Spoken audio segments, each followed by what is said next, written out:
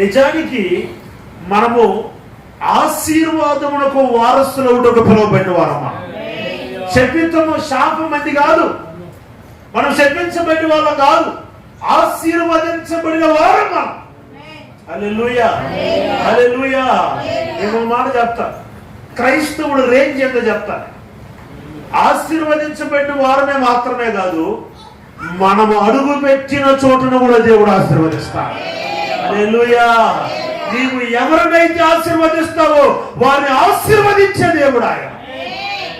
అబ్రహాము అంటాడు, అబ్రహ్మ నీ మీద ఆశీర్వాదం ఉంది, నువ్వు ఎవరిని ఆశీర్వదిస్తావో వారు ఆశీర్వదించబడతారు. అది క్రైస్తవం యొక్క రేంజ్. అది ఇంకొక మాట చెప్పనా, ఆశీర్వదించబడిన వారుగా మనం ఉంటే మనల్ని బట్టి పక్కింటిలో కూడా ఆశీర్వదించబడతారు. హల్లెలూయా. చిన్న మాట చెప్తా, యాకోబు ఎంతకాలం ఇల్లరికం చేస్తావు, ఎటో లే తండ్రింటికి పోవాలి అన్నాడు ప్రభు. సరే మామగారి దగ్గరికి వెళ్ళి, సరే ఆస్తి పంచిపెట్టి మామ నేను వెళ్ళిపోతాను యాకోబు. అప్పుడు అంటాడు, నీకేముంది ఆస్తి అని అన్నాడు. ఇదిగో తమాషా పడద్దు, నా దేవుడు నన్ను బట్టి నిన్ను ఆశీర్వదించినాడు అన్నాడు. ఎవరన్నారు? యాకోబు. తన మామ మందరు అంటాడు, నా దేవుడు నన్ను బట్టి నిన్ను ఆశీర్వదించిన. అది క్రైస్తవుడు రేంజ్. అది మనం ఆశీర్వదించమంటమే కాదు, మనల్ని బట్టి మన తోమన వారు ఆశీర్వదించవాలి, మన ప్రక్కన వారు ఆశీర్వదించబడాలి. నీవు ఆశీర్వదించిన వారు ఆశీర్వదించబడాలి. అది క్రైస్తవుని స్థాయి, క్రైస్తవులకు ఇచ్చిన కృపది. శాపం మంది కాదు, శపించబడిన వారు కాదు మనం. చదవండి పేతురు మొదటి పత్రిక 3వ అధ్యాయం 9వ వాక్యం. ఆశీర్వాదములకు వారసులగుటకు మీరు చెప్పాలి. ఎక్కడికి పిలువబడ్డా మనము? దేని కొరకు పిలువబడ్డాము? శాపానికి కాదు, శాపం మంది కాడే కాదు. మనము శపించబడిన వారు కాదు, మనము ఆశీర్వదించబడిన వారు. హల్లెలూయా. నా ప్రియమైన దేవుని బిడ్డలారా, మనము ఆశీర్వదించబడిన వారము. మనము ఎవరినైతే ఆశీర్వదిస్తామో వారిని కూడా ఆశీర్వదిస్తాడు. ఎక్కడైతే మనం ఉంటామో అక్కడ చుట్టూ ఉన్న వాళ్ళు ఆశీర్వదించబడతారు. అది దేవుడు ఒక క్రైస్తవులో పెట్టిన ఒక కృప, క్రైస్తవుడి స్థానం. అది రేంచదని. అయితే శాపం వద్దు అని ఇశ్రాయేలు వెలుపడికి తీసుకొచ్చి మరల ప్రభు అదే మాట అంటాడు, అసలు మీరు ఎట్లా శాపంగా మారారు? అది మిమ్మల్ని ఆశీర్వాదానికి కదా నేను పిలిచింది, శాపము వద్దు అని కదా మిమ్మల్ని పిలిచింది, శాపం మీది కాదని కదా మిమ్మల్ని పిలిచింది. పిలవబడ్డ మీరు ఆశీర్వాదం పొందకుండా శాపం పొందుతున్నారు. అదేంటి విచిత్రం? ఐగుప్తు దేశం నుంచి విడిపించబడి వచ్చిన ఇశ్రాయేలీయులు మరలా అదే శాపం అనుభవిస్తున్నారు. యేసుక్రీస్తు నమ్మకొనక మునుపు ఏ శాపం అనుభవించామో అదే శాపాన్ని యేసుక్రీస్తుని నమ్మిన తర్వాత కూడా అనుభవిస్తున్నారు. యేసు ప్రభువును గుర్తించక ముందు ఏ శాపం అయితే అనుభవించామో అదే శాపాన్ని మరలా అనుభవిస్తున్నాం. నేను అంటాను, అంత మాత్రం దాన్ని ఐగుప్తుని విడిచిపెట్టడం ఎందుకు? అంత మాత్రానికి ఎర్ర సముద్రం దాటడం ఎందుకు? అంత మాత్రానికి యోర్దాన్ని దాటం ఎందుకు? ఎరుకో కోటలు కోల్చడం ఎందుకు? ఎంత కథ ఎందుకు? అదే శాపం అనుభవించడానికి. నేనంటా నా ప్రియమైన దేవుని బిడ్డలారా, మనము ఆశీర్వాదమునకు వారసులవుటకు పిలువబడ్డవారం అయితే ఎందుకు శాపం అనుభవిస్తున్నాం? నా ప్రియమైన దేవుని బిడ్డలారా, కొన్ని మనకే తెలియని కొన్ని చిన్న చిన్న పొరపాట్లను బట్టి మన శాపాలు అనుభవిస్తున్నాం. తెలియదు, నీకు తెలియదని. మనం అనుకున్నా నేను ఆశీర్వదించబడ్డాను. ఏది? ఎంత వెతికినా ఆశీర్వాదం ఆవగించ కూడా కనపడట్లేదు కాదు. ఎంత వెతకకపోయినా కంటిదురు కనపడేది శాపమే కాదు. ఆశీర్వాదం అమ్మని పేరు పెట్టుకున్న వాళ్ళు ఆశీర్వదించబడిన వారా? ప్రైజ్లా. నిన్ను బట్టి ఇతరు ఆశీర్వదించబడాలి, అది ఆశీర్వాదం. అని అనుకున్నా నేను ఆశీర్వదించబడ్డాను, నేను దీవించబడ్డాను, నువ్వు చెప్పుకోవటం ఏంది? నిన్ను బట్టి ఇతరులు చెప్పాలా పలానాడు ఆశీర్వదించబడ్డాను. హల్లెలూయా. నా ప్రియమైన దేవుని బిడ్డలారా, ఆశీర్వాదం అంటే ఏంటి? మనకు మనం చెప్పుకోవటం కదా ఆశీర్వాదం. ఒకరోజు ఏం జరిగిందంటే, యాకోబు తన 2 ఆశీర్వాదాన్ని తీసుకొస్తుంటే ఎవడో చెప్పాడు, అయ్యా మీ అన్న కత్తి ఎత్తుకొని వస్తున్నాడు నిన్ను చంపేదానికి. వెంటనే యాకోబు భయపడి అతని దగ్గర ఉన్న 2 అంతల ఆస్తులను ఆశీర్వాదమును ముందుగా పంపించేసి యాకోబు ఎబ్బోకు రేవు దగ్గరికి వెళ్ళాడు. ఈలోపు తన అన్నయ్య అయిన ఏశావు సమాధానం వస్తున్నారు. కోపంతో వచ్చినోడికి సమాధానం కలిగింది. ఎట్లా అని అంటే, యాకోబుని దేవుడు ఆశీర్వదించిన ఆశీర్వాదమును తన అన్న కళ్ళారా చూశాడు. కాబట్టి ఈ అన్నకు వచ్చిన ఆలోచన అంటే, నిజంగా నా తమ్ముడైన యాకోబు పట్ల దేవుడు ఉన్నాడు కాబట్టి ఆశీర్వదించబడ్డాడు. కాబట్టి యాకోబును కదిలించుకుంటే మనకే డేంజర్ అని భయం వచ్చేసింది అన్నకి. నేను అంటాను, ఆశీర్వాదం అంటే ఏంటి? నువ్వు చెప్పుకోవటం కాదు, నిన్ను బట్టి ఇతరులు చెప్పాలి, రే వాళ్ళు దేవుని చేత ఆశీర్వదించబడ్డవాళ్ళు. హల్లెలూయా, హల్లెలూయా.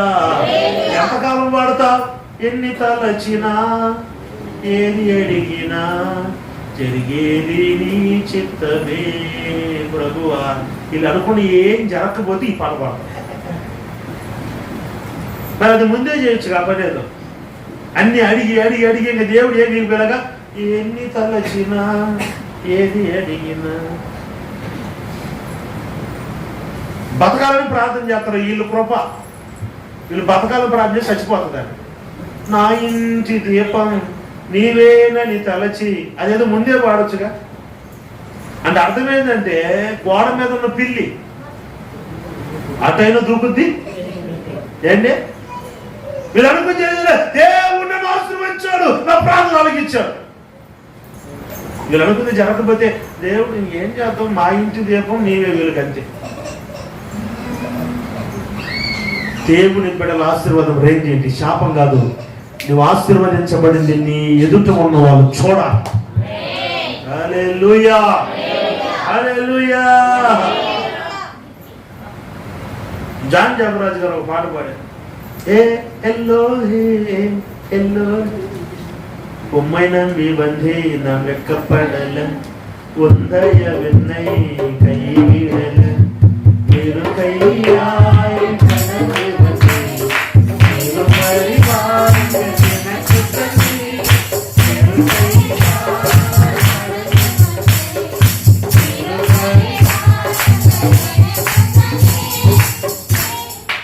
అసలు ఆ పాట మనం పాడలేకూడదు.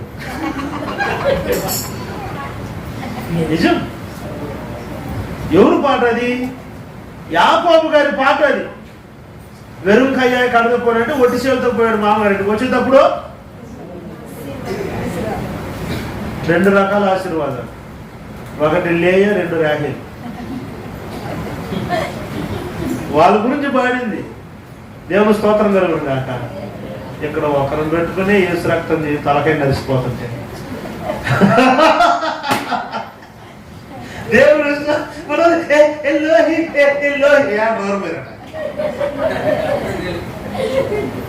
భావం తెలియకుండా ఇరు పరివారం. ఒక పరివారమే లేదు మన దగ్గర. స్తోత్రం చెప్పు గట్టిగా. అల్లాడిపోతుంటే దేవుని స్తోత్రం కలుగును గాక. హల్లెలూయా. ఫోన్ మాట్లాడుతున్న పాపం అప్పుడప్పుడు ఫోన్లో పోతా ఉంది. ఎవరురా? ఏ పిల్ల అన్నా? ఏ పిల్ల? భార్య. చెప్పొచ్చు కదా, అమ్మతో మాట్లాడు. వద్దులే అన్నా. అంత భయం ఎందుకురా? దీంట్లో ఏదో పెద్ద యాకోబులాగా ఎల్లో ఎల్లో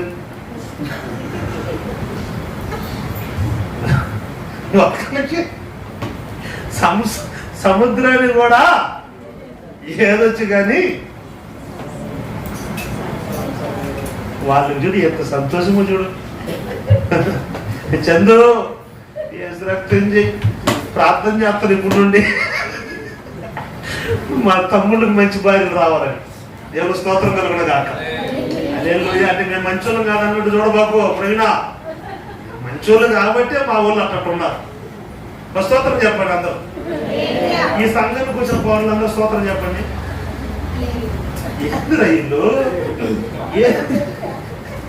ఏమా ప్రశాంత్, నువ్వు ఈ సంఘానికి వచ్చిన కోటలు కదా మరి ఆమె హల్లి ఏం చెప్పలేదు? మీరు అందరూ బంగారు లేదు. అసలు సపోర్ట్ కొట్టండి గట్టిగా. నేను అంటాను నా ప్రియులరా, ఆశీర్వాదం అంటే ఏంటి? మనకు మనం చెప్పుకోవటం కానీ నేను ఆశీర్వదించబడ్డాను, నేను ఆశీర్వదించబడ్డాను. ఎదుటివాడు చెప్పాలి వాళ్ళు ఆశీర్వదించబడ్డారు. వారు దీవించి నిన్ను చూసినప్పుడు ఒక రకమైన భయం కలగాలి శత్రువులకి. వాడు ఆశీర్వదించబడిన వాడు, దేవుడు వాడికి తోడుకున్నాడు. అది అట్లాంటి స్థానంలో ఉండవలసిన మనం, ఆ రేంజ్లో ఆశీర్వదించబడవలసిన మనము ఆశీర్వాదమును కొరకై పిలువబెడితివి. అయితే ఏమనుభవిస్తున్నా? ఎందుకు వస్తుంది శాపం? అసలు మన మీద అధికారం మీద శాపానికి ఎట్లా వస్తుంది శాపం? ఎందువల్ల వస్తుంది శాపం? ఒక 5 మాటలు చెప్పి ముగిచ్చేస్తాం. చదవని పరిశుద్ధ గ్రంథంలో ఆదికాండం 3వ అధ్యాయం 16వ వాక్యం. నీ ప్రయాసమును, నీ గర్భ వేదనను నేను మిక్కిలి హెచ్చిస్తున్నా. నువ్వు వేదనతో పిల్లలు కట్ట, నీ భర్త నీకు వాంఛ కలుగును.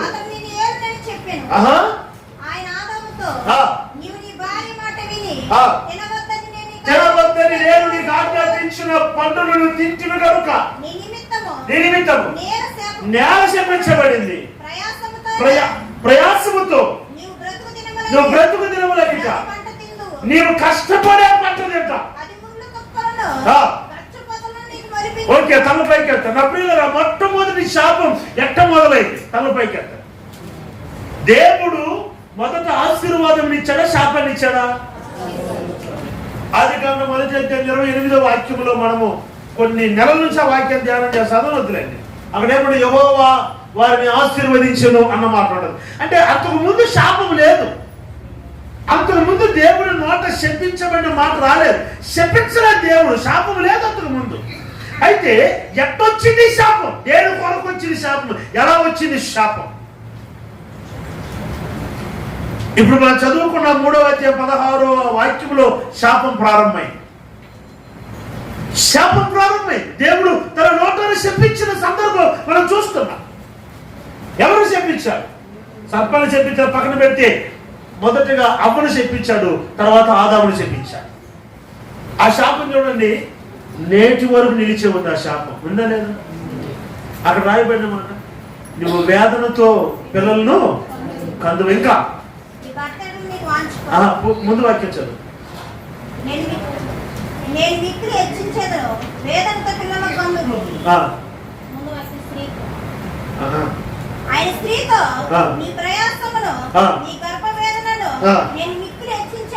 నేను నీ గర్భవేదను మిక్కిలి హెచ్చించదును. మా జరుగుతుందా లేదా అమ్మా? వేదంతో పిల్లలకు అంటున్నారా, లేకపోతే సంతోషంగా అంటున్నారా? చెప్పలేదండి. నేను ఒకసారి ఆలోచించిన, నిజంగా వీళ్ళుగా పొరపాటు చేయకుండా ఉంటే అసలు వీళ్ళకి ఆ ప్రసవ వేదన నొప్పులు ఉండేది కాదేమో. దేవుని స్తోత్రం కలుగును గాక. అవునా కదా? ఈ రోజు ప్రసవ వేదనలు దేవుడు నిజంగా హెచ్చించడా లేదా? అంటే ఆపరేషన్ జరుగుతున్నాయి లేదు ఈరోజు? మరి నాకు అనిపించేది, ఒకవేళ ఈ పొరపాటు జరగకపోతే వీళ్ళు నొప్పులు వీళ్ళు పడేవాళ్ళు కాదేమో. చిన్నప్పుడు ఒక సినిమా చూసా, జంబల్ అక్కడి బొంబాయి. దాంట్లో ఏనేమో వాక్మెన్ పెట్టుకుని పాడుకుంటే వాడు నొప్పులు వస్తూ ఉంటాయి బయట. నన్ను ఒకవేళ అమ్మాయి పొరపాటు చేయకుండా ఉంటే నిజంగా దేవుడు నొప్పులు పురుషులు పెట్టేదేమో. దేవుడికి స్తోత్రం కలుగును గాక. ఏమండి, ఈ నొప్పులు రావటానికి కారణం, ఈ శాపం పొందుకోవటానికి కారణం ఆదాము అవ్వ చేసిన పొరపాటు శాపంగా మారిపోయింది. నీవు ప్రయాసపడి పంట తింటావని ఉంది ఆదాము గురించి. ప్రయాసపడి పంట తింటావంటే కష్టపడి.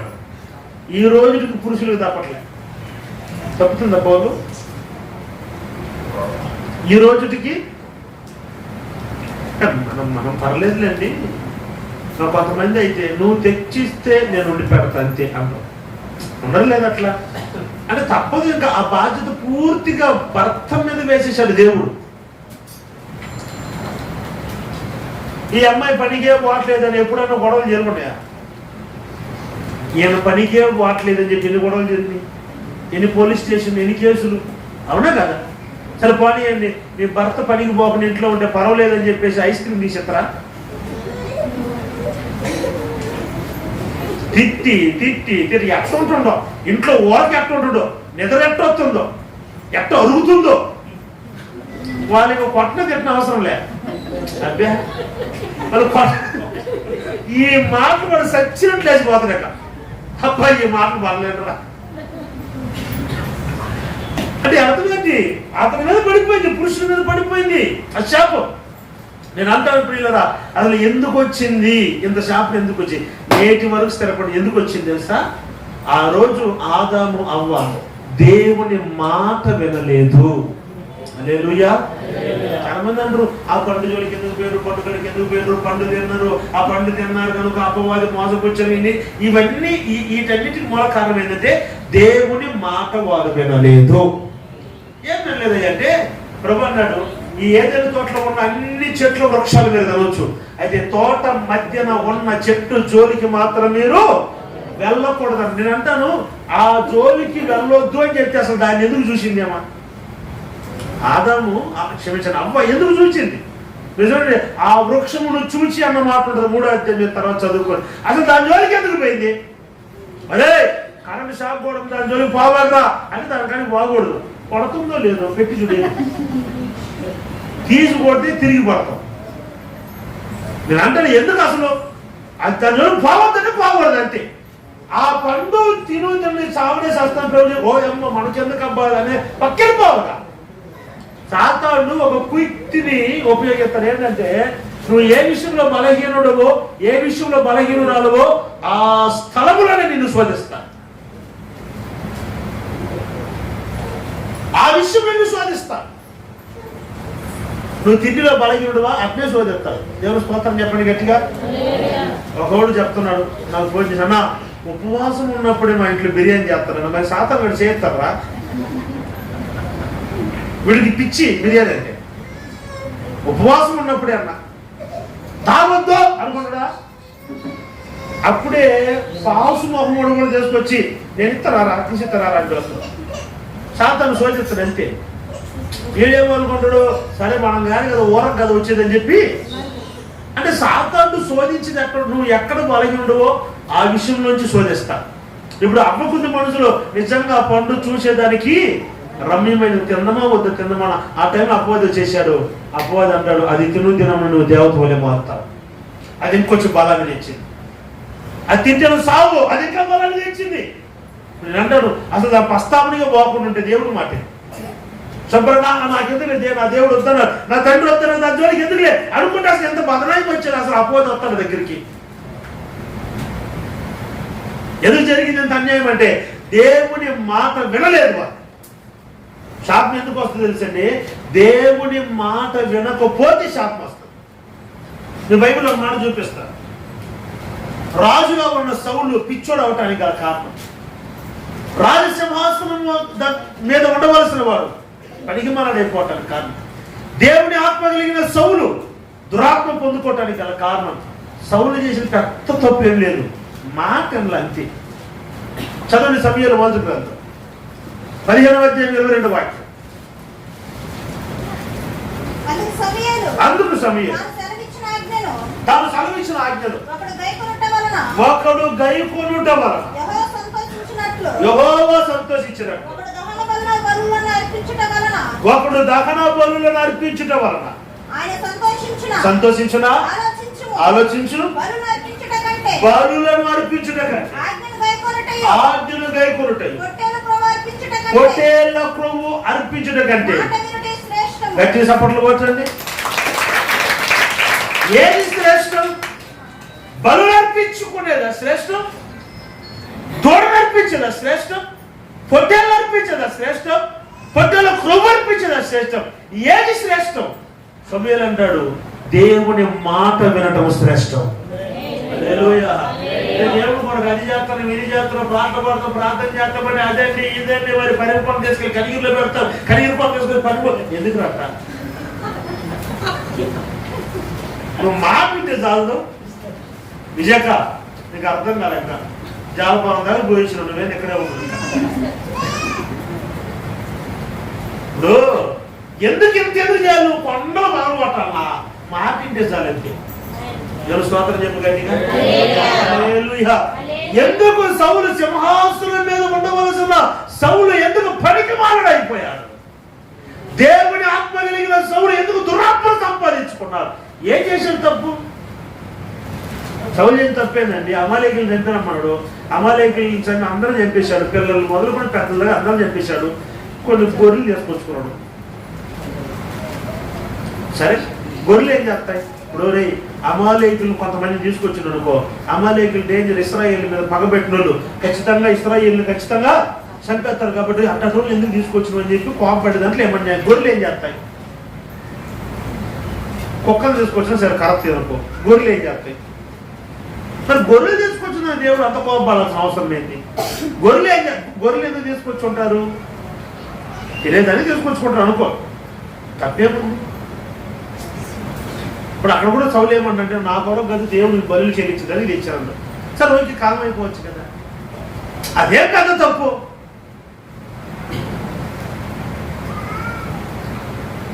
ఇప్పుడు దేవరాజు దగ్గర పోయి టీ తెప్పో దేవరాజు అని చెప్పిన, అన్న బజ్జీలు కూడా బాగానే తింటారులే అని చెప్పి 4 బజ్జీలు తెచ్చాము. దాన్ని కోపపడేది ఎందుకు?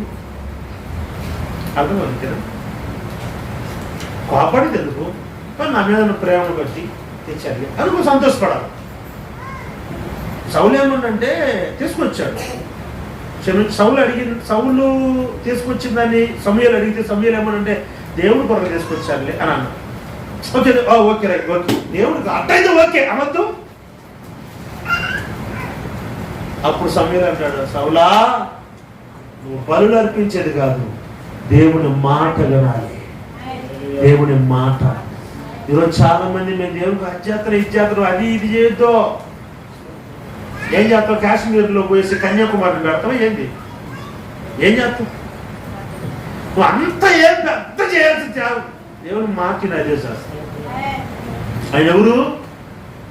మాట్లాడే దేవుడు. ఆయన నీతో మాట్లాడతాడు, ఆయన ప్రతి మాటను విని దానికి లోపడితే అంతే.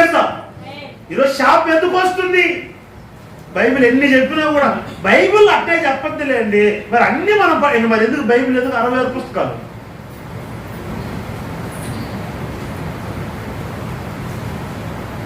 ఒకరోజు ప్రార్థన చేసేసి, అయ్యా ఏదో అపవాది శక్తులు ఉన్నటువంటి ప్రార్థన చేయాలి, కొబ్బరి నూనెని తీసి ప్రభు నీ రక్తంగా మారుస్తుందని చెప్పి ఆ బిడ్డ మీద చల్లి ప్రార్థన చేసిపోయిన మరుసటి రోజు మసీదు కాడ కనపడ్డారు. మసీదు కాడికి పోయి ఏం చేస్తారు? మీకు తెలియదు ఏముంది?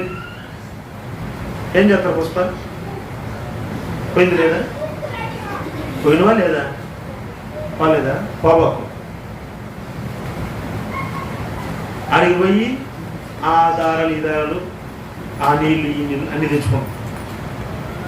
వాళ్ళు పాపం మర్చిపోయి ఏం చేశారు? నేను వైట్ ఎండ్లో వస్తుంటే కనీసం దొంగ దాగపోద్దు, నన్ను పిలిచి మీరు వందనాలు చెప్పొద్దా? నేను వందనాలు పక్కన పెట్టాక అసలు నువ్వెందుకు ఎడగొచ్చున్నాడు అడిగాను. ఆమెకి ఏం చెప్ప? ఓపెన్ వచ్చిన షాపింగ్ ఏది? మసీదులో షాపింగ్, సూపర్ మార్కెట్ నేను లోపల. వాడు ఇంకా అమ్మాయి ఇంకా ఏం తట్టుకోలేకుండా అనో ఇదిగోన్నా ఇది తెచ్చుకుని దానికి మా మమ్మీ తీసుకొచ్చింది అన్నది. అదేందక్క నిన్న కదా నేను ప్రార్థన చేసింది, దేవుడు స్వస్థపడి దేవుని రక్తం కంటే శ్రేష్టమైన ఏముందక్క? ఇశ్రాయేలీయులను సంహారపు దోత నుండి రక్షించింది దేవుని రక్తంగా చాలు కదంటే బైబిల్లో చెప్పినట్టుగా మనం బతకాలి. ఆడ కుదురుతుందిలే, నేను మంచోను కదా వెళ్ళిపోక నేను మామిడి మీద కొడతానక్క, ఇంకా నేను పెద్దదాన్ని కూడా చూడనక్క అని చెప్పి బైబిల్ చెప్పినట్టు ఎక్కడ జరుగుతున్నాయ్యా? మరి ఎందుకు బైబిల్ ఎందుకు అక్కడ పెట్టేయండి. ఇప్పుడు వాళ్ళేమది బైబిల్ ఏంటంటే వీళ్ళు ఎచ్చగా అయినా చల్లగా ఉండేవాళ్ళు కాదు. నుండి వ్యక్తి ఒకరు బైబిల్లో చదువుతారు, దేవుడిని నమ్ముతారు, దెయ్యాలను కూడా నమ్ముతారు. దేవుని వాక్యమైన ప్రాణం అంటారు, కానీ జాతకాలు జోష్యాలు కూడా చూస్తారు. వీళ్ళని అంటారు కుక్కలతో సమానం అని అంటారు బైబిల్. కుక్క కక్కిని తిన్నట్లుగా పంది లేచి వచ్చిన బురదలో మరలా పొరులైనట్లుగా ఉన్నారు వీళ్ళు. ఎందుకో దేవుని మాటే సత్యం. అందుకే దేవుడు వాక్యం భక్తుడు అన్నాడు, మిమ్మల్ని మీరు సత్యమునకు ప్రతిష్ఠించుకోండి అని అంటాడు. ప్రతిష్ఠించుకోవడం అంటే అర్థం ఏంటంటే, దేవుడి మార్గం ప్రతిష్ఠించాలంటే నిలబడాలంటే నిలబడాలంటే, కూర్చోమంటే కూర్చోవాలంటే, నువ్వు తిరుగుండకూడదు అంతే. మరణమైన జీవమైన దేవుని వాక్యం అంటే దేవుని వాక్యం అంతే. దేవుని వాక్యం నీ దగ్గరకు వస్తున్నప్పుడు, నీతో మాట్లాడుతున్నప్పుడు నీలో సరిచేయబడని విషయాలు ఏమన్నా ఉంటే దిద్దు. అంటే బైబిల్ ఎందుకు ఇచ్చింది మనకు ఆధారం బైబిల్ కదా. దేవుని వాక్యం, ఆ వాక్యం అట్లే చెప్పొద్దులే, మనం అట్టేసుకుంటాం. వాక్యం అది, దేవుడి మాట అది. దేవుడి మాటకు విరోధంగా నువ్వు నేను మార్చేది ఏముంది? ఒక్క పొల్లైన ఇందులో చేర్చేదానికైనా, ఒక్క పొల్లైన తీసేదానికి ఉందా? మరి నువ్వు ఎక్కడ మారుస్తావు బైబిల్?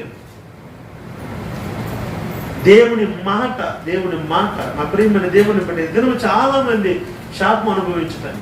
దేవుని మాట వెనక. రెండవ మాట చూపిస్తాను. రెండవది ఎందుకు చదవండి బైబిల్లో.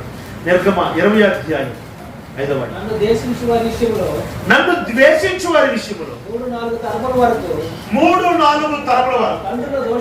తండ్రుల దోషము కుమారుల మీదికి చాలు.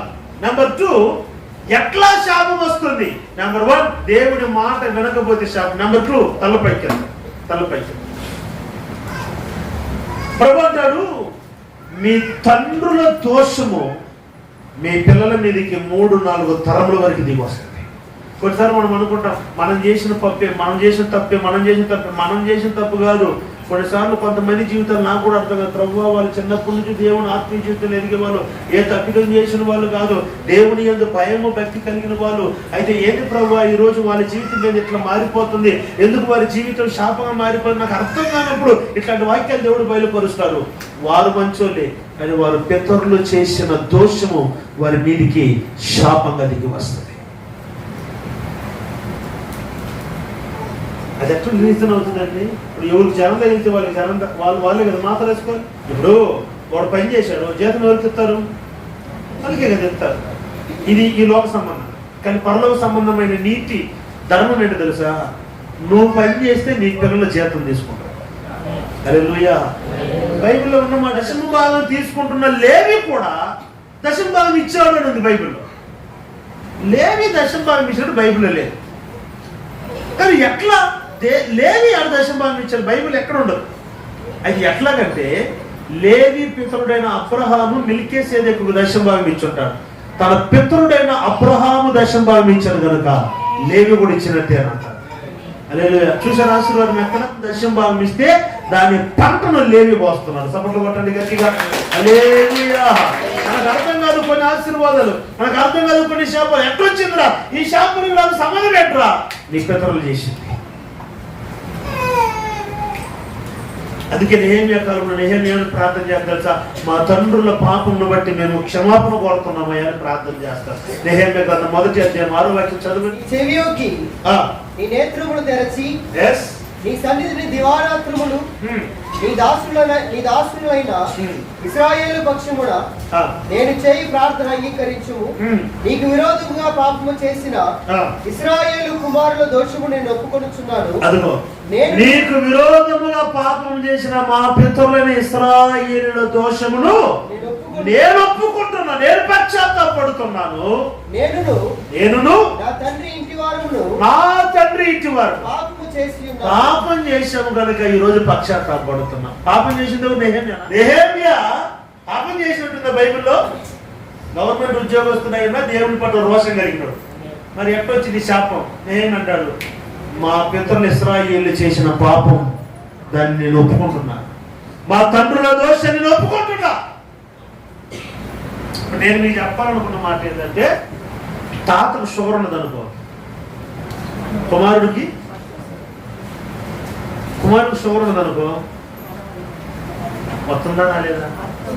అకో ఇంత షుగర్ అంటే ఏంటి తెలుసా? పంచదార వ్యాధి.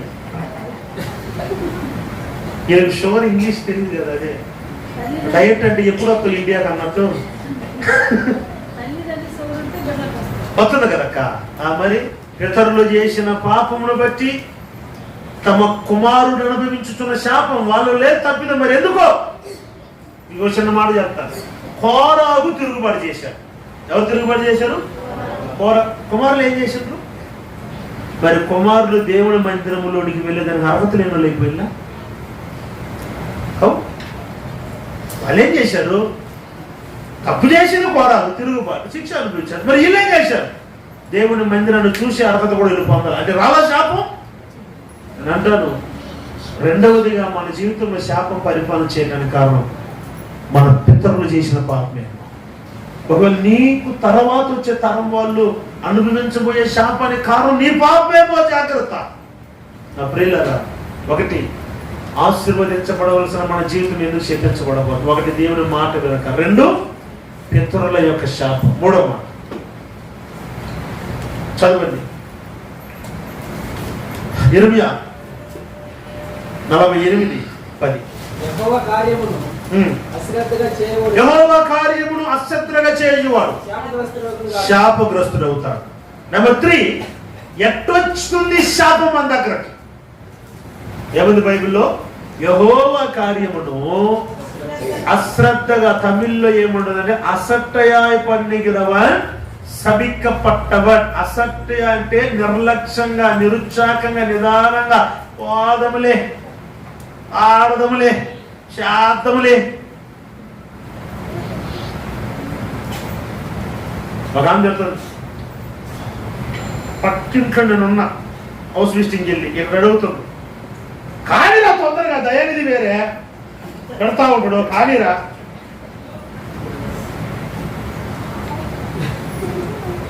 ఎవరు లేని స్థలంలో కానీ నేను దొరికినట్టు నన్ను కొట్టి చంపదామా?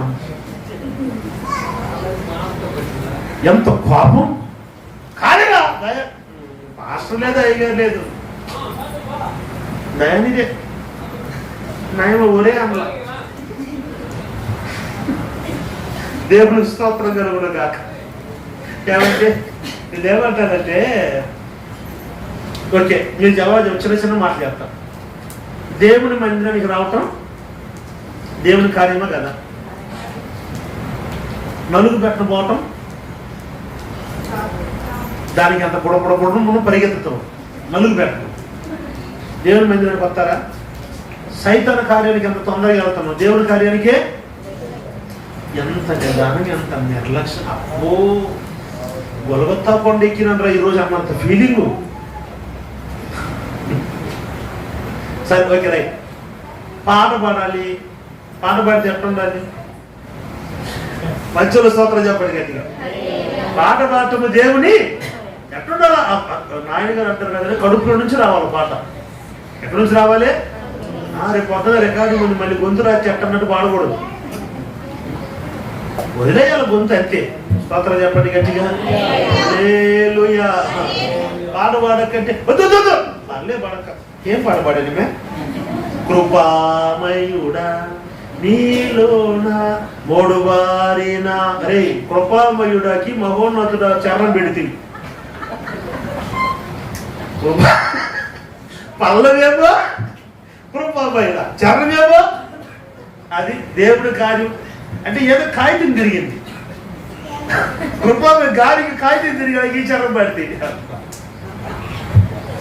నేను అంటాను, పిల్లరా నువ్వు నిజంగా పాట పడి ప్రభుడు కనపరచాలా? రేపు నుండి సిద్ధపడాలా. వచ్చే ఆదివారం నగరం సమయం ఇస్తే ఈ పాట పాడి నేను ప్రభుత్వం మహిమపరచాలి. ఏం పాడినా ఏం పాట? అది పడక, అది నాకు రాదుగా. అది వచ్చే మాత్రం బాగా, అంటే పి సుశీల లాగా పాడేటాడు. పాడి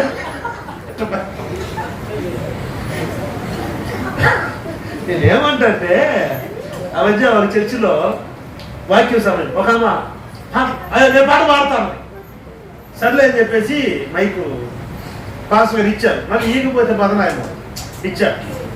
6 చరణాలు పాట పాడింది. ఎన్ని చరణాలు? 6 చరణాలు. సర్లే అని చెప్పి దయానిధి పాస్టర్ గారు వర్తమానం చెప్తారు అని లోపు ఇంకొక ఆమె చేసి నేను పాట పాడతా అన్నది.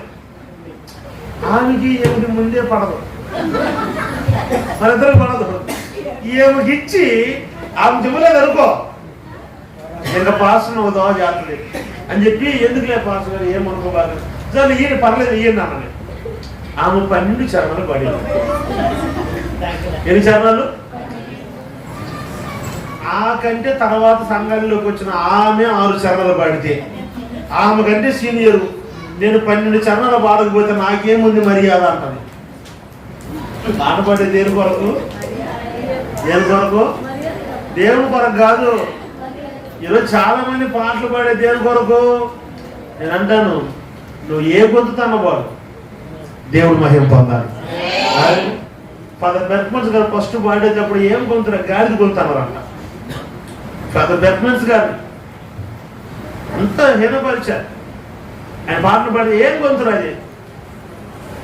కానీ ఆ గాడిద గొంతుతో పాడిన పాటలు ఈరోజు ప్రపంచమంతా మోగుతూ ఉన్నాయి. హల్లెలూయా. అసలు తెలుగు రాష్ట్రమైన తమిళ రాష్ట్రమైన ఆయన పాట పాడని సంఘం ఉందండి. ప్రతి పాట తెలుగులో తర్జుమా చేసుకొని పాడుతున్నారు. స్తోత్రం చెప్పండి గట్టిగా. అందుకే ఆయన పాటలు వినండి, నోటితో పాడటం అంతరంగం నుండి పాడతాడు. మీరు వినండి ఆయన పాటలు ఎంత అనుభవించి పాడతారు. అది ప్రార్థన చేస్తున్నప్పుడు కళ్ళు తెరుచుకొని చూస్తారు, ఏదో తీవ్రవాదులు వచ్చి నన్ను కిడ్నాప్ చేసుకొని పోతారు అన్నట్టు. పిల్లలు పిల్లలు పిల్లలు పిల్లలు యాడికి పోతారు వాళ్ళు. అంటే ప్రార్థన దేవుని కార్యమా కదా. ప్రార్థన చేసేటప్పుడు ఏం చేయాలి? కళ్ళు మూసుకోవాలి. కానీ ప్రార్థన చేసేటప్పుడే ఏదో నీ కంచెదురుగా బంగారం పెట్టినట్టుగా దేవుడని ఎత్తుకొని పోతారు అన్నట్టు. ఎందుకు? తప్పు కదా. ఆరాధించాలి. ఆరాధించడం దేవుని కార్యమా కదా. ఎట్లా ఆరాధించాలి? నిలబడి చేతులు పైకి, ఇది చేతులు బరువు, మళ్ళీ చేతులు బరువు ఎప్పుడు పడిపోతాయి. 2 దారాలు పెడతా అందరి కాడ, అయ్యే కట్టుకొని నిలబడతాం. ఇరిగిపోతే మా ఊరు కట్లు కడతారే అంట. చేతులు ఎత్తి ఆరాధించడం ఏంటంటే, ఒకటి ప్రభువా నువ్వే హెచ్చాలి, నేను తగ్గాలి. 2 విషయం ఏంటంటే, ఎవరైతే చేతులు పైకి ఎత్తుతారో వారి జీవితంలో జయం కలుగుతుంది. హల్లెలూయా. మోసే చెయ్యెత్తినప్పుడు ఇశ్రాయేలు అందరూ కూడా చేతులు ఎత్తితే వాళ్ళ పక్షాన జయం కలిగింది. నేను అంటాను, నువ్వు చేతులు ఎత్తే దాంట్లో ఉన్న రహస్యం, నువ్వు చేతులు ఎత్తితే నీ జీవితంలో ఏదైతే జయించలేకున్నావో వాటిని జయించడానికి దేవుడు కృపను కలిగిస్తాడు. హల్లెలూయా. ఎవరో కార్యం అది చేతులు ఎత్తి ప్రభువుని ఆరాధించడం. కొంతమంది ఆరాధించడం అసలు నిలబడరు, కీళ్ళ వాతాలు కాళ్ళ వాతాలు అవుతాయి. ఏమో నీ కార్యము నిర్లక్ష్యంగా చేస్తే అది నీకు శాపంగా మారిపోతుంది. Number 4 book of mark chapter 11 verse 40. చిన్న డెవలప్ అవుతున్నది అది ఇంగ్లీష్ లో. మార్కు సువార్త. పౌలు నీకు తెలుసు ఇంగ్లీషు? అమ్మో పర్లేదే, అదృష్టవంతురాలే ప్రశాంతి. ఏదిరా అమ్మ వాళ్ళు బాధ. మా టీచర్ వేరే బిజీ అయిపోయింది ఈ మధ్య, పీజీ టీచర్. Okay sir. అందుకైనా ఇక మీదట ఎన్నటికీ నీ పండ్లు ఎవరు తినకుందరుగా అని చెప్పి చాలా తలపైకి ఎత్తున ప్రియులారా. ఒక రోజు అంజురపు చెట్టు దగ్గరికి వెళ్ళాడు. ఆకలి అవుతుంటే ప్రభు వెళ్ళాడు. అంజురపు చెట్లు వృక్షాలు ఉంటాయేమో తిందామని ఆశపడ్డాడు. అయితే అందులో ఆకులు తప్ప ఏమి లేవు కనుక వెంటనే ప్రభు దాన్ని శపించేశాడు. ఇక ఎప్పుడు నువ్వు ఫలించకూడదు, నీ పండుగ ఎప్పుడు ఎవరు తిన్నా చెప్పించారు, తక్షణమే అది ఎండిపోయి వాడిపోయి తలపైకి. దాన్ని చెప్పించడానికి కారణం ఏంటంటే, అంజురపు చెట్టు దగ్గరికి ప్రభు ఎందుకు వచ్చాడు చెప్పండి? ఎందుకు వచ్చాడు? ఆశతో వచ్చాడు. దాంట్లో పనులు ఉంటాయి, ఆ పనులు తిని ఆకలి తీర్చుకుందామని ఆశతో వచ్చాడు. ఇప్పుడు చెట్టు దగ్గరికి ప్రభు ఆశతో వచ్చాడు. ఆ చెట్టు ఏం చేసిందంటే దేవుని ఆశను నిరాశగా మార్చింది. వెంటనే ప్రభు శపించేశాడు.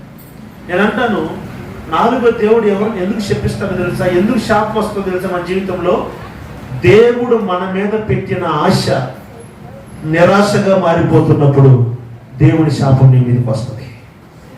దేవుడు నా మీద ఒక ఆశ పెట్టాడు, అదేలాగా మీ మీద కూడా ఒక ఆశను.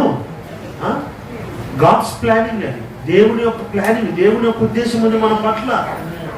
బయట లక్షల మంది ఉండగా నిన్ను మాత్రమే దేవుడు మందిరంలోకి ఎందుకు నడిపించాడు? నీ మీద ఒక ప్రణాళిక ఉంది, ఒక ఆశ ఉంది దేవుని. ఆ ఆశ నీ వలన నిరాశగా మారిందనుకో, అది శాపంగా మారిపోతుంది. దేవుడు అనుకున్నాడు, ఒక చెట్టు దగ్గరకు వచ్చాను. ఆ పండ్లు ఇస్తానేమో తినేదాన్ని ఇంకా ఆశీర్వదించాలని వచ్చాడు. అయితే దాని పండ్లు ఇవ్వాలా. దేవుని నిరాశ అయిపోయింది. ఆశీర్వాదములకు బదులుగా దేవుని నోట ఏమొచ్చింది?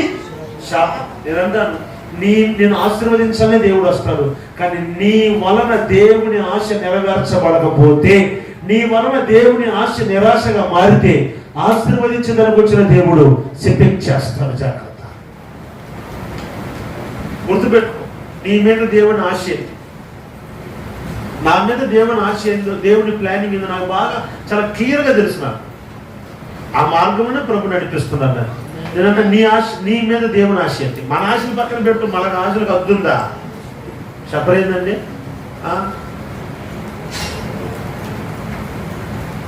గుడిసింట్లో ఉన్నవాడు తాటాకి నీళ్ళు అడుగుతాడు, తాటాకి ఉన్నవాడు కొబ్బరాకి ఇంట్లో ఉన్నవాడు పెంకులు అడుగుతాడు, పెంకులు ఇంట్లో ఉన్నవాడు రేకులు అడుగుతాడు, రేకులు ఇంట్లో ఉన్నవాడు దళం వేయాలంటారు, దళం వేసిన వాడు డూప్లెక్స్ ఇల్లు కట్టాలంటారు, ఇల్లు కట్టుకున్నవాడు ఇంటి ముందు కారు నిలబడితే ఎట్లా ఉంటుంది అంటారు, కారు నిలబెట్టి హెలికాప్టరు అంటాడు.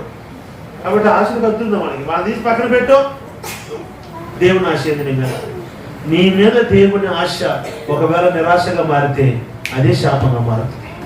4, 5వ మాట చదవండి. మలాకి గ్రంథం 3వ అధ్యాయం 8, 9 వాక్యం. మానవుడు దేవుని యొద్ద మానవుడు దొంగిలినా అయితే దేని విషయంలో మేము నీ యొద్ద దొంగిలించాము? అందరూ వాళ్ళు అడుగుతున్నారు, దేని విషయంలో మేము నీ దగ్గర దొంగిలించినాము? 10వ భాగమును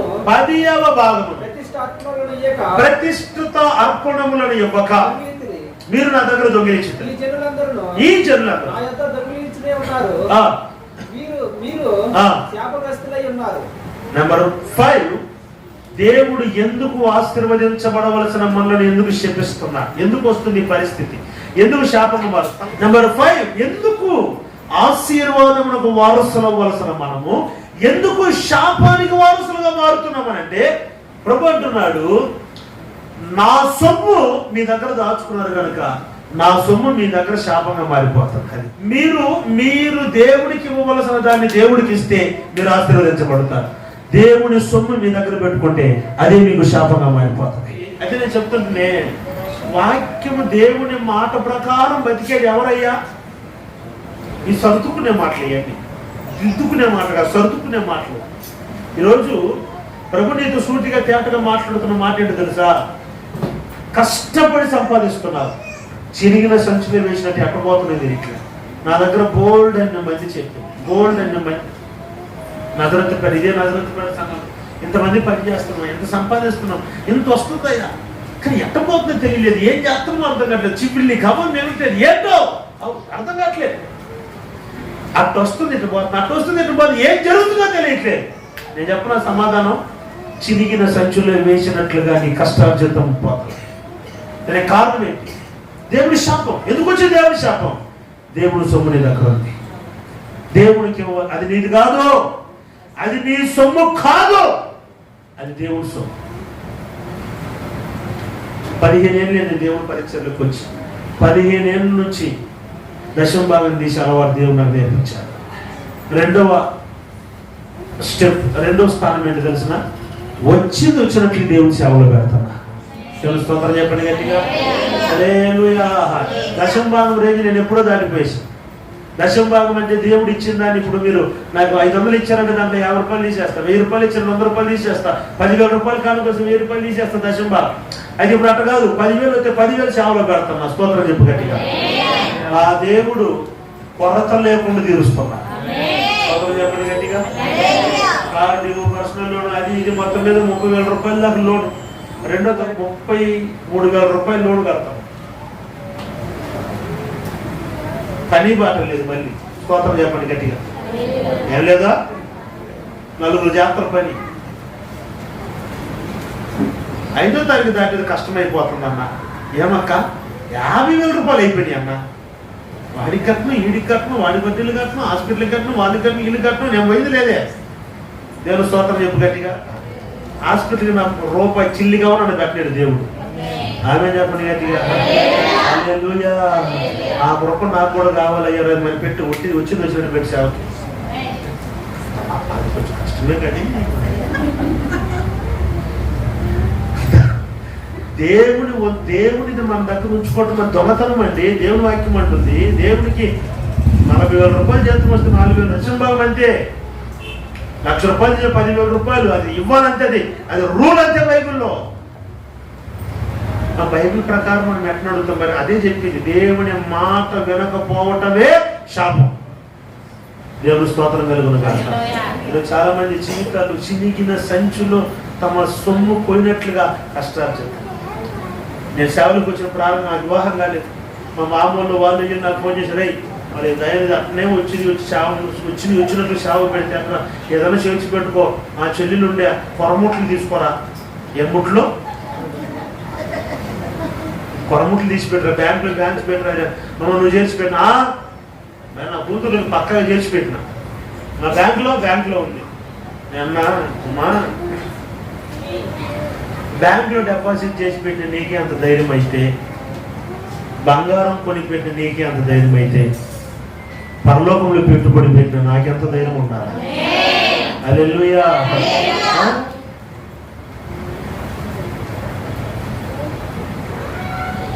ఈ రోజుకి ఒకరు జాపి బయట సంఘస్తుల దగ్గర వీళ్ళు సహాయం చేస్తారు, నాకు 10 రూపాయలు, 1,000 రూపాయలు. ఈ రోజుకి లైవ్లో ఉంటుంది మాట్లాడి. Praise the lord. హల్లెలూయా. ఆ స్టెప్ ఎప్పుడో దాటా. ఏ స్టెప్? వర్ధిల్లిన పొలం. పాత నిబంధన దశం భావం, క్రొత్త నిబంధన వర్ధిన పొలం అంటే అర్థం ఏంటి? వచ్చినట్టు అంతే. స్తోత్రం చెప్పండి గట్టిగా.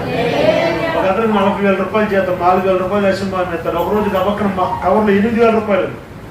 నేను ఫోన్ చేసి అయినా జీతం పెంచారా? అయినా జీతం ఒకేసారి ఎక్కడ నచ్చుతారు?